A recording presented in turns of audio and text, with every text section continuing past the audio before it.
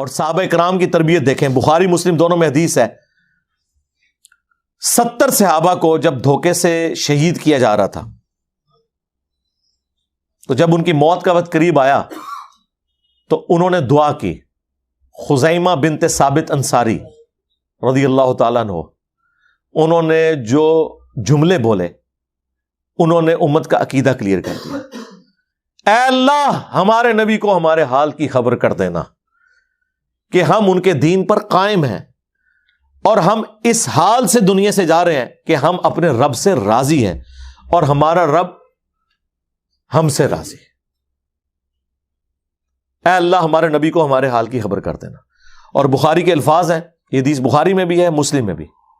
بخاری میں الفاظ ہے کہ نبی علیہ السلام مدینہ شریف میں ہے اور فرماتے ہیں ابھی ابھی جبرائیل علیہ السلام میرے پاس آئے تھے اور انہوں نے مجھے خبر دی کہ تمہارے ساتھیوں کو دھوکے سے شہید کر دیا گیا، اور انہوں نے مرتے ہوئے یہ دعا کی اور ان کا پیغام لے کے میرے پاس جبرائیل علیہ السلام آئے.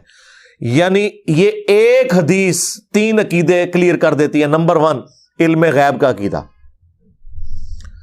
صحابہ کا یہ عقیدہ تھا کہ نبی علیہ السلام دنیا میں بھی موجود ہوں تب بھی اللہ جو ان کو بتائے گا وہ ان کے علم میں آئے گا. اس لیے انہوں نے یہ نہیں کہا یا رسول اللہ انظر حالنا، کہا اے اللہ ہمارے نبی کو ہمارے حال کی خبر کر دینا. دوسرا عقیدہ حاضر و ناظر. یہ کہتے ہیں نبی علیہ السلام قبر انور میں ہے آخرت کی زندگی کے ساتھ، لیکن وہاں بیٹھے ہوئے ہمیں دیکھ رہے ہیں. جب نبی علیہ السلام قبر سے باہر تھے، مسجد نبوی میں بیٹھے ہوئے تھے، تو صحابہ کا یہ یقین نہیں تھا کہ وہ وہاں بیٹھے ہوئے ہمیں دیکھ رہے ہیں، الا یہ کہ اللہ دکھا دے. جس طرح بخاری میں آتا ہے غزوہ موتا کا منظر حضور کو لائیو دکھایا گیا، جس میں آپ رو رہے ہیں کہ میرے زید کو شہید کر دیا گیا، میرے جعفر کو شہید کر دیا گیا، عبداللہ بن رواحہ کو شہید کر دیا گیا.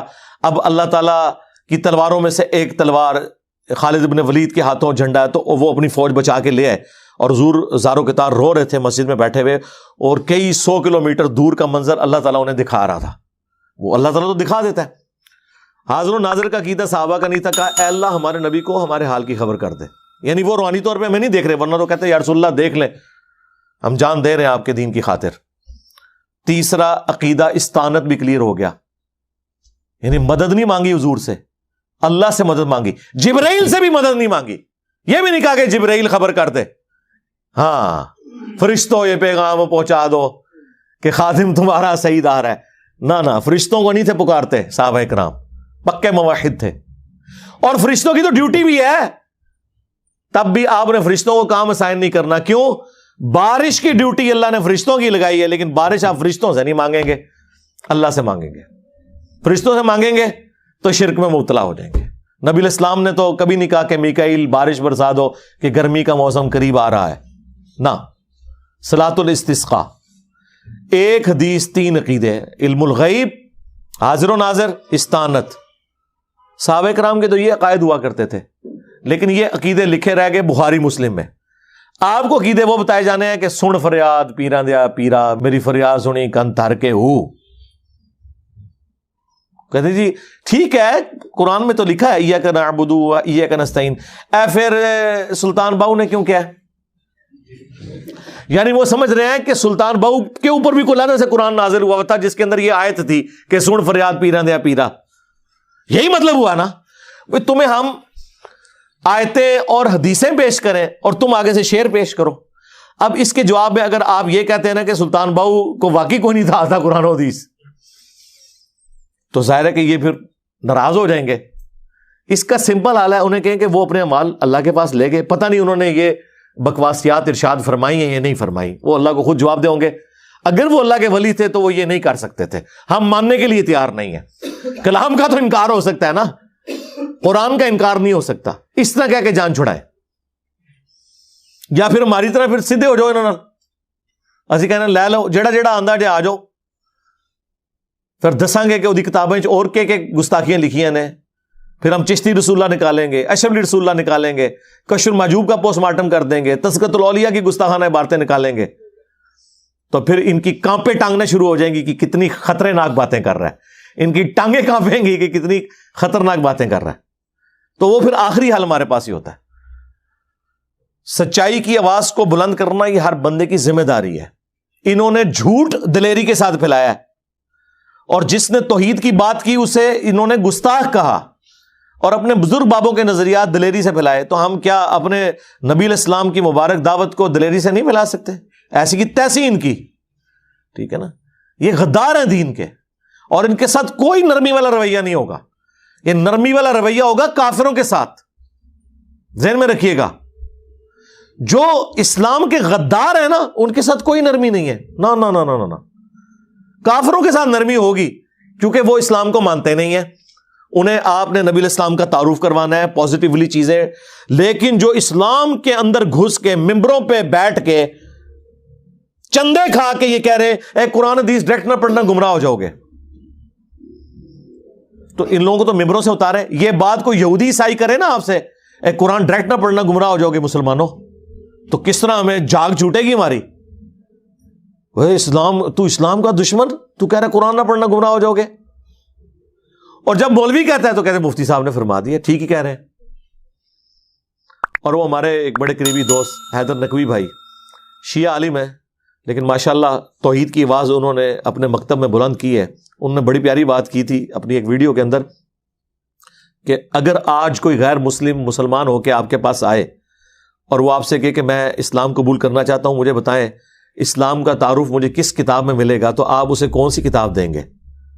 تو سارے مسلمان کہیں گے جی قرآن دیں گے پڑھنے کے لیے، کہ یہ ہے اسلام کا تعارف، یہ ٹیکسٹ بک ہے. اور آگے سے وہ یہ سوال پوچھے کہ اچھا آپ جب مسلمان ہوئے تھے تو آپ نے بھی یہ قرآن ہی پڑھ کے اپنے عقیدوں کی اصلاح کی سی؟ تو اگو پھر منہ اڑ لو گے ہیں. اس کا جواب یہ ہوگا کہ نہ میں نے نہ ہمارے آباء و اجداد نے بھی کبھی قرآن ترجمے سے پڑھ کے تو اپنی اصلاح کرنے کی کوشش کی، ورنہ اگر کی ہوتی نا تو آج یہ شرکی عقیدے نہ ہوتے. قرآن اگر ترجمے سے پڑھا جاتا، ویسے ہے سمجھدار سے نو پتہ نہیں ترجمہ ہو گیا کام پہ گیا. جی 1000 سال پہلے بزرگان دین اسلام لے کے آئے تھے. اچھا 1000 سال پہلے جو بزرگان دین اسلام لے کے آئے تھے تو انہوں نے کوئی قرآن کا ترجمہ کیا؟ نہیں. تو پھر کیڑا اسلام لے کے آئے سن؟ اسلام تو قرآن سنت کا نام ہے. یہاں کے لوگوں کی زبان فارسی تھی، عربی انہیں آتی نہیں تھی. ویسے جو لے کے آئے ان میں سے بھی کئی کو عربی نہیں آتی ہوگی، لیکن انہیں تو نہیں مننا، لیکن ہم کہتے ہیں ان کو آتی تھی. تو جب وہ آئے انہوں نے یہاں قرآن کیوں نہیں ترجمہ کیا جہاں اتنا فارغ ٹائم تھا کہ تصوف کی کتابیں لکھتے رہے؟ یعنی فارغ ٹائم تھا نا، انی موٹی کتابیں لکھ کے ٹر گئے. قرآن کا ترجمہ کیوں نہیں کیا؟ وہ تو شاہ ولی اللہ دہلوی نے کیا ہے، بمشکل 200-250 سال ہوئے ہیں. اس سے پہلے تو کسی نے قرآن کا ترجمہ نہیں کیا. اور بخاری کا ترجمہ تو 8 سے 100 سال پہلے کیا تھا ایک دیوبندی عالم نے، اور وہ ترجمہ کر کے اہل حدیث ہو گئے. علامہ وحید الزمان دیوبند کے عالم تھے، بخاری مسلم کا ترجمہ کیا تقریباً 1920 کی بات ہے. تو پھر ادھر سارے کان کھلو گے کہ بھائی انہیں کرنا نہیں. یہ آج کل جو آپ کو دیوبند اور بریلویوں کے قرآن کے یا حدیثوں کے ترجمے نظر آ رہے ہیں نا، یہ اپنی مجبوری کو آ رہے ہیں. یہ اس لیے کر رہے ہیں کہ اگر ہم نہیں کریں گے نا تو ہمارے جو فالوورز ہیں وہ دوسروں کے خرید کے پڑھیں گے. تو ہم اس سے پہلے کہ وہ دوسروں کے خرید کے پڑھیں ہم خود ہی کر دیتے ہیں.